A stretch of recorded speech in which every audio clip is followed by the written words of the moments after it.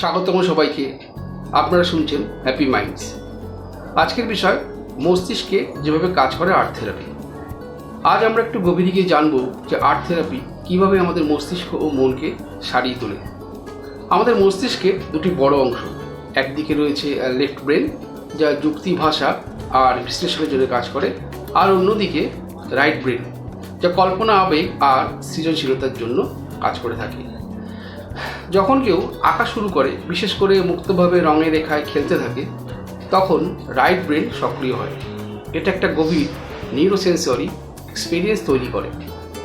এই অভিজ্ঞতা মনকে সোজা নিয়ে যায় অ্যালফা ব্রেন ওয়েভ স্টেটে, যেখানে মন হয় শান্ত, ফোকাসড এবং চাপমুক্ত। এটা অনেকটা মেডিটেশনের মতো কাজ করে। গবেষণা বলছে যে আর্ট থেরাপি কর্টিসল নামের এক স্ট্রেস হরমোনকে কমিয়ে দেয় এবং ডোপামাইন ও সেরোটোনিন, এই সুখের রাসায়নিক নিঃসরণ বাড়ায়। এতে করে শুধু মনের ভার হালকা হয় না, মস্তিষ্কে নতুন নিউরাল কানেকশন তৈরি হয়। এবং বিশেষ করে অটিজম স্পেকট্রাম থাকা শিশুদের ক্ষেত্রে এটা সেন্সরি ইন্টিগ্রেশনে অনেক সাহায্য করে। মানে তারা ধীরে ধীরে শব্দ, আলো, স্পর্শ ইত্যাদির প্রতি বেশি সহনশীল হতে শুরু করে।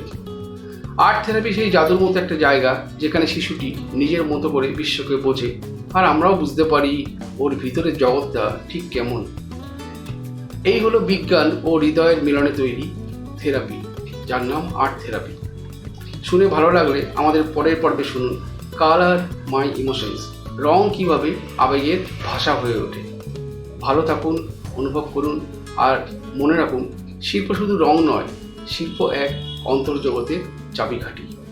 ধন্যবাদ।